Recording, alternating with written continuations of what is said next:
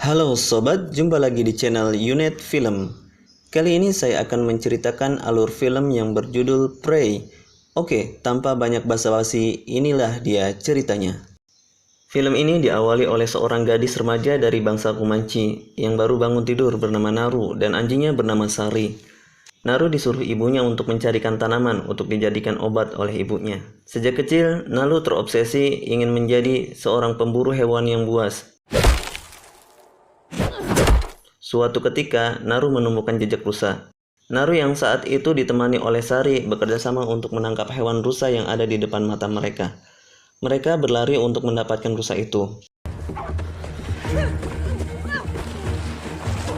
Tiba-tiba, Sari terhenti karena ekornya terkena perangkap hewan buas yang dipasang oleh para pemburu. Dan Naru mencoba untuk melepaskan ekor Sari. Naru memberinya obat dari tanaman pada ekornya Sari. Setelah itu Naru melihat ada suatu hal yang aneh di atas langit sana. Dia dan Sari coba untuk melihat secara langsung keadaan langit pada pagi itu. Nampak awan pada saat itu menggumpal dan mengeluarkan kilatan-kilatan yang aneh, bukan karena akan turun hujan. Naru hari itu sedang dilatih memanah oleh kakaknya bernama Tabe.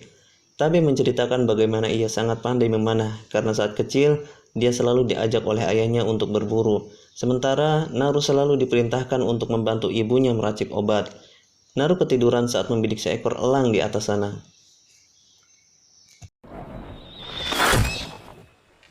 Naru mengatakan pada Tabe bahwa di langit tadi ada yang aneh dan ia ingin mencari tahu apa yang terjadi. Naru putuskan untuk pergi melihat lebih jauh keadaan langit yang terjadi di sana. Sementara ibunya selalu menanyakan, "Kau pandai banyak hal, kenapa kamu ingin menjadi pemburu?" Naru mengatakan, "Karena kalian selalu menganggapku tidak bisa." Di atas langit tiba-tiba ada sebuah pesawat entah dari mana datangnya dan pesawat itu pun aneh bentuknya. Dia menurunkan sesosok monster yang tidak terlihat. Seperti biasa, aktivitas Naru adalah mencari tanaman obat untuk ibunya. Dia mendengar kabar jika salah seorang pemuda bernama Puhi dimangsa oleh seekor singa. Hina! Para pemuda itu mencari di mana keberadaan Puhi sekarang. Salah seorang di antara mereka mau memanah sesuatu yang mencurigakan. Tabe langsung mencegahnya. Ternyata yang muncul adalah Naru dan Sari.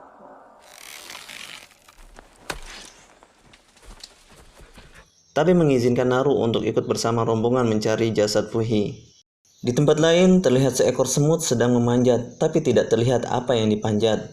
Semut itu langsung dimakan oleh seekor tikus. Dan tidak lama tikus itu juga dimakan oleh seekor ular. Dan ular tadi dibunuh oleh sesosok makhluk yang tidak terlihat. Rombongan Naru sedang mencari Puhi dengan mengandalkan penciuman Sari dan mereka berhenti di tengah jalan. Naru menemukan daun yang berlumuran darah segar. Tidak lama Sari menemukan Puhi yang tergeletak di sana. Naru langsung mengambil tindakan dengan mengobati lukanya. Saat perjalanan pulang dengan membawa Puhi, Tabe akan pergi mencari keberadaan singa itu. Tapi Naru ingin ikut dengannya. Naru meyakinkan kakaknya bahwa dia bisa menghadapi singa. Rombongan yang lain melanjutkan perjalanan pulang. Sementara Naru di tempat lain menemukan seekor ular yang mati tanpa kulit. Tibalah mereka di suatu tempat singa itu berada. Mereka bersiap dengan berada di atas sebuah pohon. Singa itu datang menyerang pemuda yang lain. Singa itu sekarang akan menyerang Naru dan Naru pun pingsan.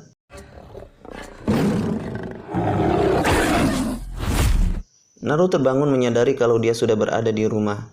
Ternyata yang membawa Naru pulang adalah Tabe. Dan Tabe sekarang sedang memburu singa itu. Dari kejauhan Tabe datang dengan memikul seekor singa di pundaknya. Ini menandakan bahwa Tabe berhasil mengalahkan singa yang telah menerkam Puhi dan Naru tadi. Dengan demikian Tabe diangkat sebagai kesatria dalam suku mereka. Semua bersorak gembira. Pada esok harinya, Naru penasaran kembali ingin mencari tanda-tanda dan jejak yang mencurigakan. Dia membawa peralatan berburu yang seadanya. Di dalam hutan, dia menemukan cairan berwarna hijau dan ia juga melihat ada jejak kaki. Di tempat lain, seekor serigala sedang membidik mangsanya seekor kelinci.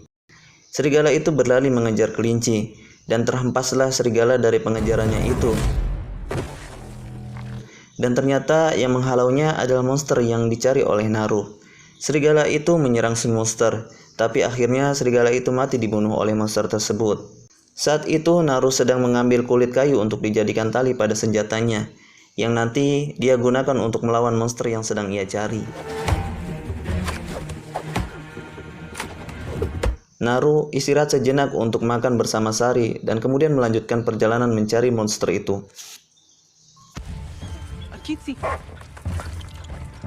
Di padang rumput, Naru melihat puluhan banteng mati dengan keadaan tidak ada kulitnya. Naru menaruh obat di atas kepala banteng mati dan membacakan beberapa kalimat kematian.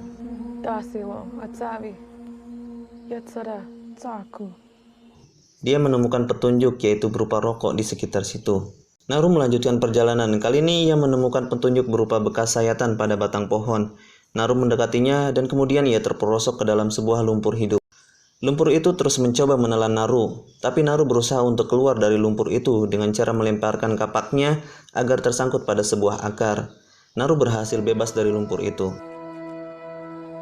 Setelah itu, di tempat lain Naru melihat seekor beruang yang telah memangsa rusa. Naru mencoba untuk memanahnya, tapi sialnya tali busurnya putus. Hal itu terdengar oleh beruang, dan beruang itu langsung menghampiri Naru untuk menyerangnya. Naru berlari dari kejaran beruang, dia masuk sungai, dan terjebak dalam sebuah akar pohon. Beruang itu terus menyerangnya. Beruntung, monster itu datang dan langsung berkelahi dengan beruang itu. Akhirnya beruang itu dapat dikalahkan dan diangkat.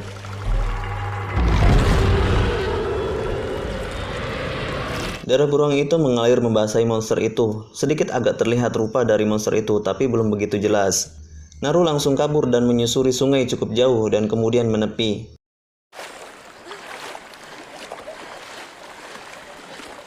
Naru melanjutkan perjalanan. Di tengah hutan, dia bertemu dengan teman-temannya Tabe. Ternyata mereka sedang mencari Naru. Naru dipaksa untuk ikut pulang ke perkemahan. Akhirnya terjadi perkelahian di antara mereka. Dari atas pohon, monster itu melihat perkelahian mereka dan sepertinya akan menyerang mereka. Saat itu Naru sudah tidak berdaya. Semua mendengar ada sesuatu hal aneh yang mendekati mereka. Salah seorang pemuda melihat ada sinar laser titik 3 mengenai dadanya. Dan ternyata itu adalah bidikan dari monster itu.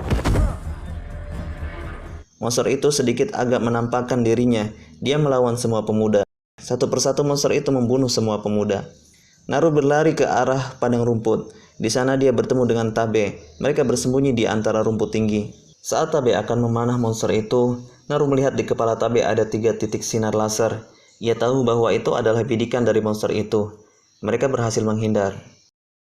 Naru dan Tabe berlari. Kali ini mereka masuk ke dalam hutan.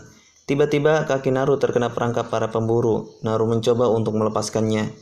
Dan para pemburu muncul dan membawa Naru ke perkemahan mereka. Naru dikurung dalam sebuah penjara kayu. Mereka terus mengganggunya. Ternyata Tabe juga ikut dikurung oleh mereka. Mereka menyiksa Tabe dengan sayatan di tubuhnya dengan pisau.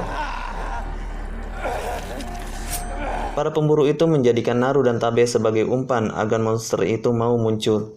Ternyata para pemburu itu juga sedang mencari monster misterius itu.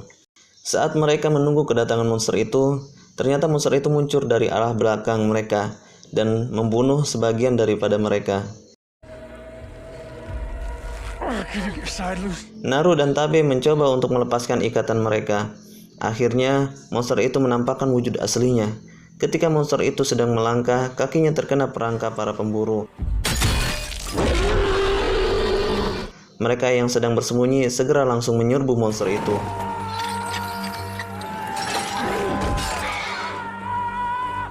Monster itu mulai melakukan perlawanan pada para pemburu. Dibunuhnya satu persatu para pemburu itu oleh monster itu.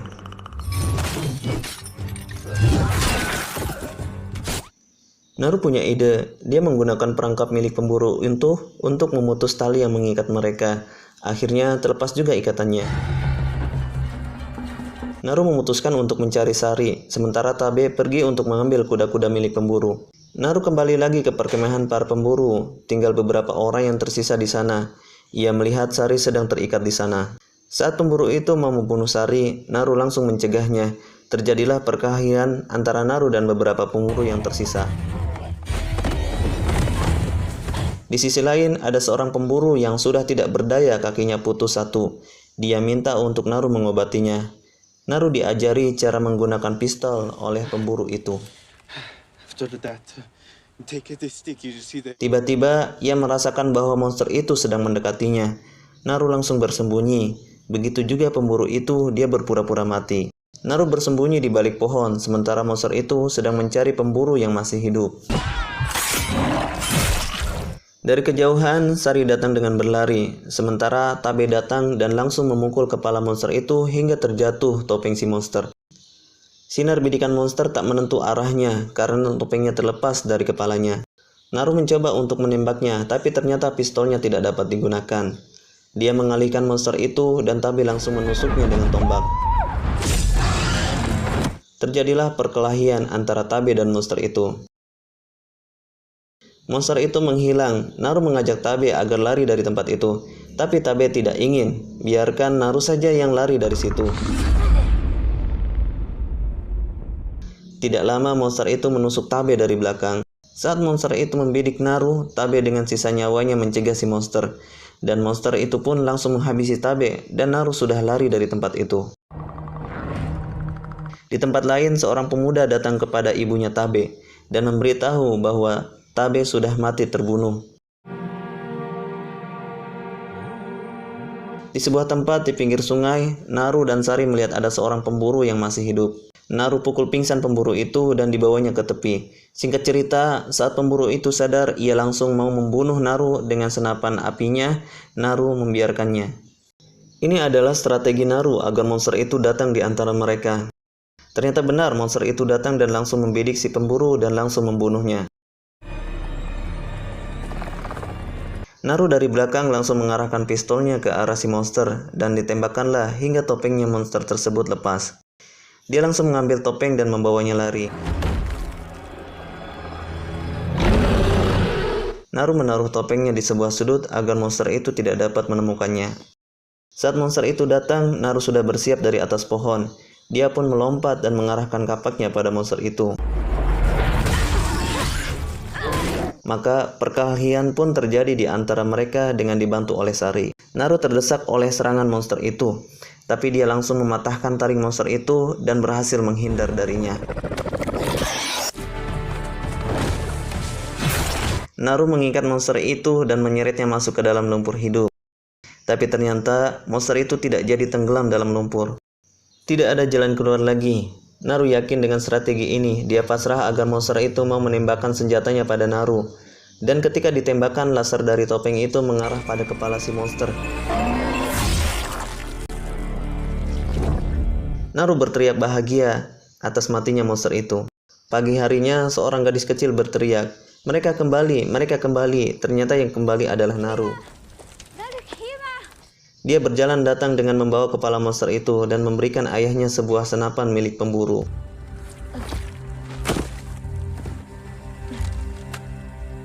Dia mengatakan, kita harus pergi dari tempat ini karena tempat ini tidak aman.